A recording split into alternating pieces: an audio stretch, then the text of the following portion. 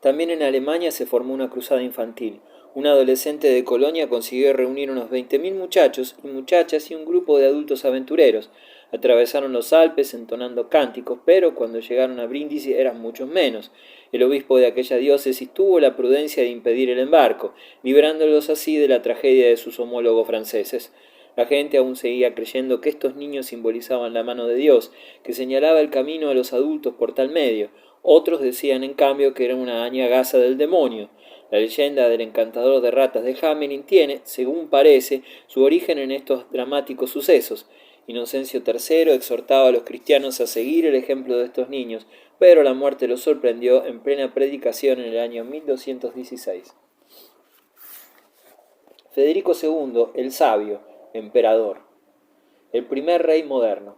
El nieto de Federico Barbarroja, Stupor Mundi, asombro del mundo, es una de las figuras más interesantes de la historia universal. Por sus cualidades extraordinarias, su carácter excéntrico y actitudes adelantadas respecto a las de sus contemporáneos, desde más de un punto de vista ha maravillado al mundo entero. Al morir su padre, Federico había quedado en Sicilia, junto a su madre, Constanza. Allí terminaba su educación al morir ésta. Huérfano de padre y madre, hubo de soportar de continuo la tensión provocada por la lucha entre el Papa y los adictos a su difunto padre. Aprendió pronto todos los idiomas hablados en la capital de su reino siciliano: francés, italiano, latín, griego y árabe. A la edad de 14 años alcanzó su mayoría de edad política. Se dedicaba al estudio noche y día y sobresalía además en equitación, caza, tiro al arco y esgrima. Su carácter era fascinador, capaz de atraerse a gente de cualquier clase social. Convirtió su magnífica corte en núcleo de arte y cultura. Todos los cronistas de su tiempo alababan a porfía sus ojos luminosos y la vivacidad de su rostro. Durante toda su vida conservó ese excelente humor.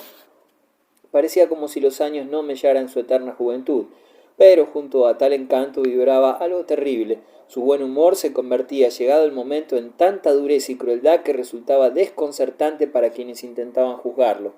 Luchó contra Otón IV, quien había sometido las posesiones de Federico al norte de la península y amenazaba con expulsarlo de Sicilia. Luego intervino el Papa, que se oponía a la unión de Alemania y Sicilia, fuese bajo el mando de Otón o de Federico. Excomulgó a Otón y minó su autoridad en Alemania. Cuando éste se disponía a apoderarse de Sicilia, renunció a sus proyectos y regresó a Alemania, donde las intrigas del Papa y de Felipe Augusto habían fomentado un levantamiento. Los príncipes electores enemigos de los güelfos destituyeron a Otón, 1212, y eligieron rey de Alemania a Federico, el emperador y civilizador. El joven monarca no vaciló en aceptar la misión que se le confiaba. La aventura y el poder ejercían sobre él un atractivo irresistible. Los trovadores celebraban su carácter amable y su espíritu caballeresco, y se atrajo también a muchos con su munificencia. Distribuía a manos llenas entre sus partidarios sus tierras o bienes patrimoniales. Así, en pocas semanas, sin desenvainar la espada, Federico se adueñó de toda Alemania. Tuvo la inestimable ayuda del Papa y de Felipe Augusto, mientras que Otón, cuya madre era hermana de Juan sin tierra, solo contaba con el apoyo de Inglaterra. Esta lucha tuvo su epílogo en la batalla de Bouvines. Otón tuvo desde entonces un papel insignificante y murió en 1218. Durante varios años Federico apechó con las preocupaciones ajenas anexas al rey de Alemania. Fiel a la tradición de Carlomagno y de los Hohenstaufen, cumplió con sus deberes presentándose donde su presencia parecía necesaria. En 1220 se despidió de su reino germánico y se detuvo en Roma, de paso hacia Sicilia, para ser consagrado emperador. Labor reformista siciliana de Federico II. Apenas coronado emperador, Federico siguió camino de Sicilia. Allí y en el sur de la península realizó un reajuste de los dominios de la corona, concesiones y otros derechos regios para devolver a aquella la prístina autoridad del tiempo de los grandes reyes normandos. Ordenando la vida económica de su reino, Federico esperaba formar de aquel caos un estado poderoso y se ingeniaba para proporcionarle nuevas fuentes de recursos mediante contribuciones directas o indirectas, concesiones, monopolios, etc. Se rodeó de un círculo de sabios y poetas. Las polémicas mantenidas con ellos constituían uno de sus mayores placeres. No dejaba escapar ocasión de entablar nuevas relaciones con eruditos de su tiempo. La corte de Palermo se convirtió en una especie de academia de ciencias. Los escritos allí publicados ejercieron gran influencia en el saber de su época.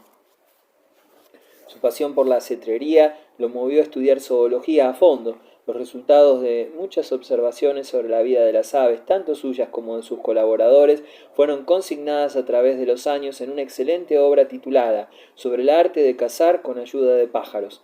Este libro, que contiene bastante más de lo que su título anuncia, contribuyó al progreso de las ciencias naturales.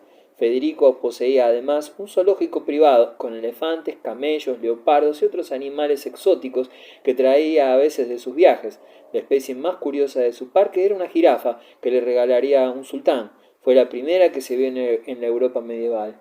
Federico el Sabio fundó la primera y auténtica Universidad de Nápoles, mantenida con rentas de Estado, e hizo florecer también la célebre Escuela de Medicina de Salerno, cuyas doctrinas se hallaban influidas por la ciencia griega y árabe. Federico en Tierra Santa. Sexta Cruzada. Ansiando un resultado mejor que el de la Cuarta Cruzada, Inocencio III había concebido un nuevo proyecto de expedición a Tierra Santa. A diferencia de las anteriores, esta debía de dirigirla el Papa. Él no iba a haber consumados esos proyectos, pero su sucesor, Honorio III, los llevaría a cabo. Los ejércitos reclutados solo contaban con una parte mínima de auténticos guerreros. Ancianos, enfermos, clérigos y mujeres se encaminaron bajo la dirección pontificia a conquistar Tierra Santa. A ellos se juntaron bandoleros y otros indeseables. Los cruzados llegaron a Egipto, es cierto, pero el peligro acreció al quedar cortadas las comunicaciones con Europa. Después sería un juego capturarlos o matarlos. Honorio se dirigió angustiado a Federico II y le recordó sus promesas con motivo de su coronación como rey de Alemania. ¿Podría Federico pisar al fin la tierra prometida que su célebre abuelo había tenido que contentarse con mirar desde lejos?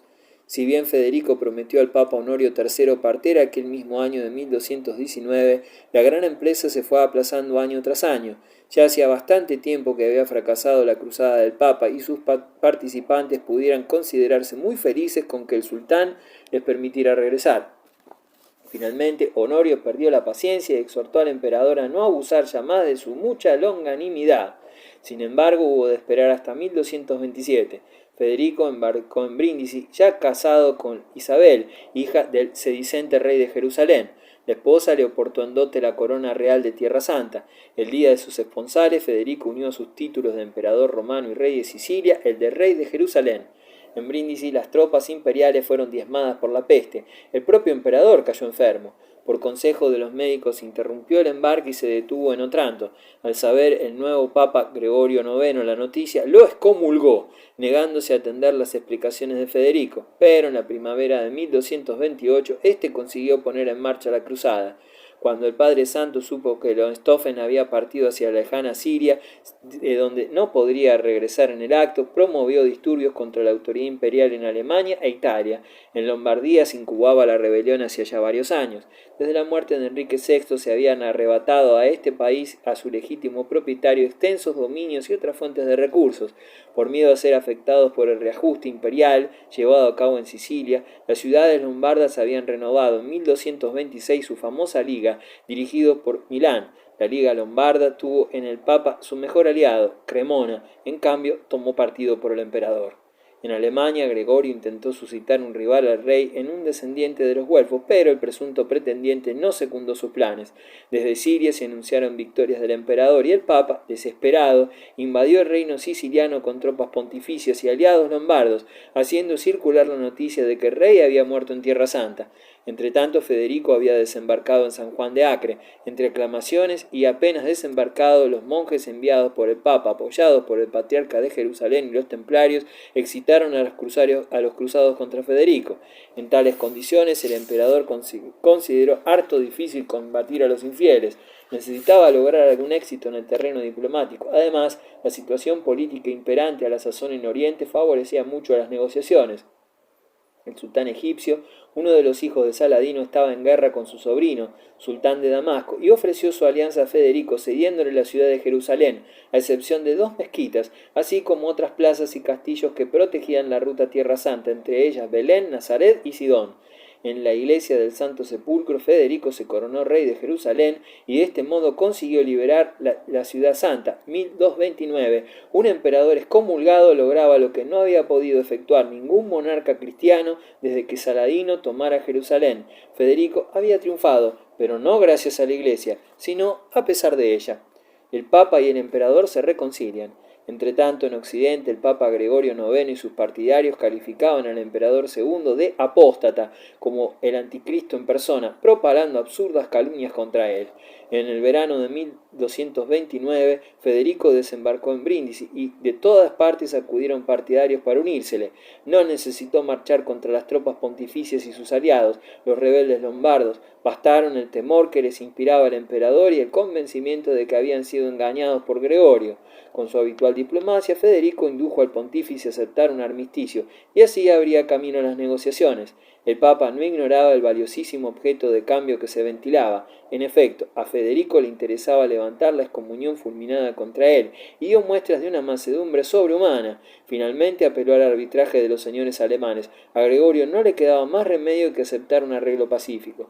Federico hubo de restituir todas las posesiones eclesiásticas en Sicilia y eximir a los clérigos de compadecer ante tribunales de justicia laica y de todos los impuestos debidos a la corona. Firmada la paz con el Papa, Federico se dedicó a recopilar todas las leyes sicilianas.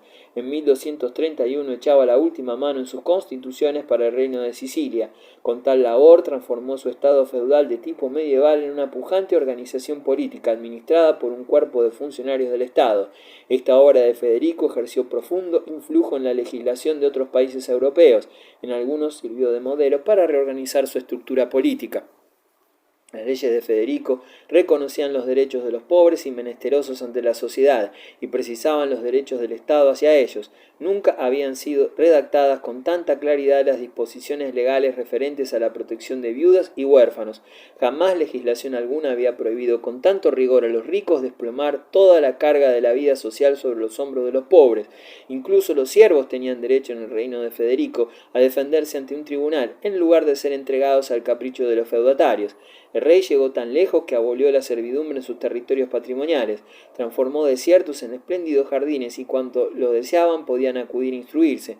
Además, actuó sin piedad contra quienes en la vida cotidiana trataban de engañar a su prójimo. Reorganizado su reino de Sicilia, Federico se dirigió hacia Alemania y las ciudades lombardas. En Alemania la situación era bastante alarmante. Enrique, hijo de su matrimonio anterior, había hecho causa común con las ciudades lombardas rebeldes en 1237.